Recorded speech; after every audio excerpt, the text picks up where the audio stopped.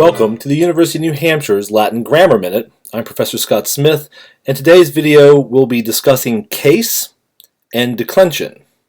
So let's go ahead and get started. What do we mean by case or cases? And the definition will help us get started. Case refers to the change of endings that show the grammatical function of a word in the sentence. In other words, the endings will change depending upon the grammatical function of the word. So if it's a subject, it will have one ending. If it's a direct object, it will have another ending. If it's showing possession, it will have yet another ending. So let's take a look at the cases themselves. A normal Latin noun will have 6 cases, and they are nominative, genitive, dative, accusative, ablative, and vocative. We'll get to these in just a second, what they do. There is a 7th case, the locative, that some nouns exhibit. It shows place where. For right now, don't worry about this one. We'll deal with it when it becomes important. Now, each of these cases has a primary function, and so we can see that here. Nominative, for example, is subject and its equivalents. In other words, the predicate nominative, which is on the other side of a verb to be, is also in the nominative as well. So if Bob is a farmer, both Bob and farmer will be in the nominative. Genitive basically shows possession or origin, right? But for right now, just remember possession, and we usually translate the genitive with the preposition of. Next is dative, and if you look very carefully, you probably see the word do, dare, dedi, datum, the verb to give, and that is the indirect object case, and it shows to or for whom something is done. And the reason why it's called dative, that is the giving case, is because it is oftentimes found with verbs of giving, telling, and showing. So if you keep in the back of your mind giving, telling, showing verbs, we'll take a dative, then you'll be in good shape. The accusative is the case that shows the direct object. It's also used with some prepositions, but for right now, just focus on the direct object. The ablative, which originally was the case of origin or separation, this is in Latin what I call the junk drawer case. It is the case that has absorbed all the other cases that have disappeared from Latin. Other Indo-European languages have as many as 9 or 10 cases, and so you'll see that Latin has fewer, so the ablative has had to assume some of the roles of the other cases. And finally, the vocative is one of direct address. So for example, if I say, Jenny, comma, give me an apple, right? Jenny is the vocative. All right, now what do we talk about when we mean declension? A declension is not cases. They're not the same thing. A declension instead is a group of nouns that have the same endings for the cases. So in other words, a declension is a group or a category of nouns that act the same way, similar to a conjugation in terms of verbs. There are 5 declensions of Latin nouns. We will deal with those each individually. Today we'll focus just on the first declension, which has a thematic vowel of A. And you'll see that the A runs through the entire paradigm with a couple of exceptions. Now, the first declension has mostly feminine nouns, but they have several masculine nouns as well. So you should not confuse declension with gender. Let's take a look at the endings. These will probably be in your textbook if you have one. So here, A, AE, AE, AM, long A. The vocative tends to be the same as the nominative except for the second declension.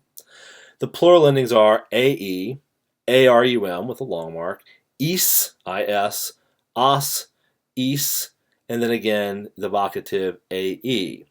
You'll have to memorize these endings, and you'll have to be able to put them on a Latin noun.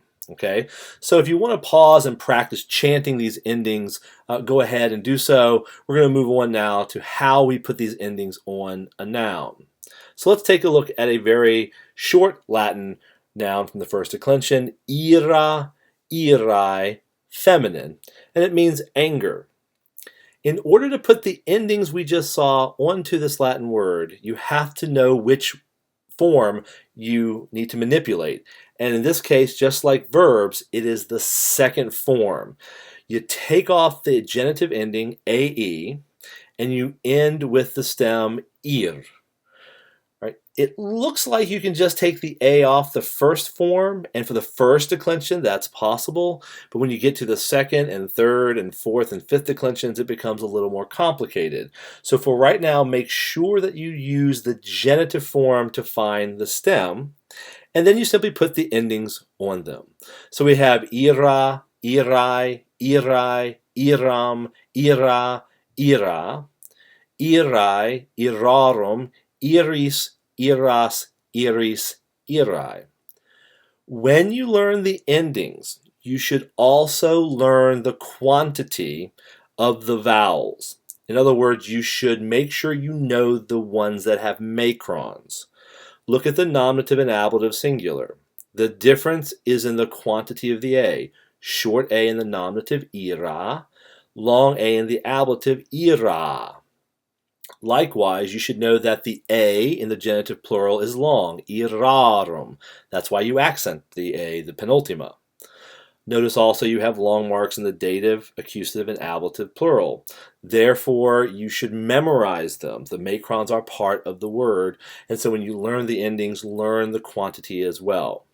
Plus, when you pronounce the dative and ablative plural, right, iris, then you will also remember that they're long. So as you chant them, you should pronounce them correctly, which will remind you of the quantity of the vowels. The same thing happens in the next form, which is puella, puelli.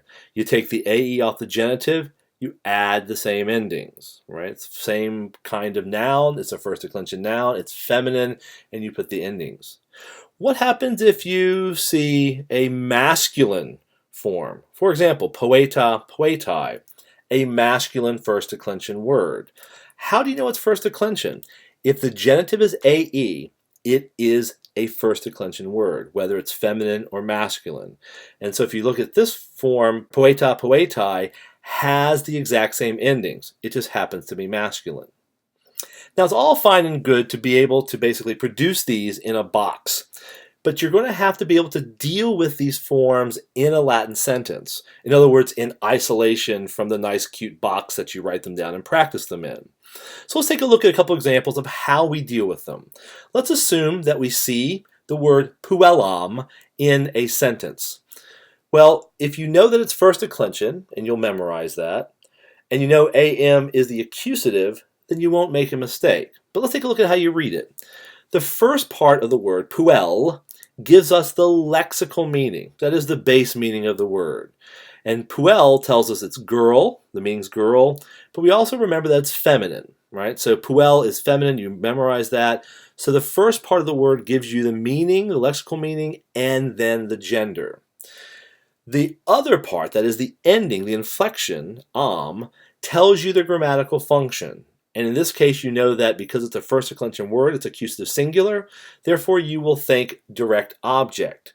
So when you read from left to right, puellam, you're getting girl feminine, and then at the end of it, you see direct object. And that's how you tell what the grammatical function is by the ending. So you have to pay attention to the stem, but also, and perhaps more importantly, to the ending. Let's take a look at another one. Poetarum, poetarum. The part poet gives us the lexical meaning. The stem tells us the lexical meaning, and that means poet. And remember, poet is masculine, so you get poet and masculine. When you get to arum, you'll see the grammatical function. This is a genitive plural, and therefore it's possessive, and so probably will be translated of the poets, of the poets. One more. Here is agricolae. Agricolae, which means farmer. Well, that is the stem means father. The stem agricole gives us the lexical meaning. It tells us it's farmer. It tells us it's masculine first declension. And then we get to the AE, which tells us the grammatical function, but this is the difficult part of the first declension. The AE ending is ambiguous. You don't know what it is until you know the context. So if you look at the box, right, the one that you learned earlier, you'll see that the AE can be genitive singular, it can be dative singular, It can be nominative plural, and it can be vocative plural. How do you tell? Well, the sentence itself will give you clues to figure out if you should take it as a genitive or a dative or a nominative or a vocative. For example, if there's a verb of giving, telling, or showing, what do you expect in the sentence? A dative, so it's possible, or perhaps even probable, that the word agricolae would be dative in that case. If the verb is third person plural, that is the they form, agricolae might be nominative plural, which is the subject of the sentence, of the verb. So you've got to pay attention not only to the form, but you also have to understand how the sentence works, which is a rather complicated thing, and you'll just have to practice. And your instructor, if you have one, should help you through. Here are some nouns that you can practice on.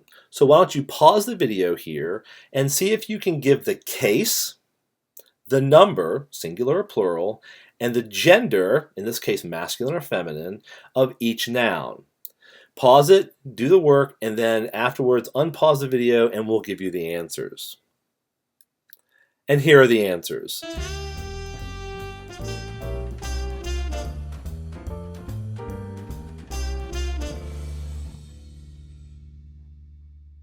And that ends this lesson on Latin cases and the first declension nouns in Latin.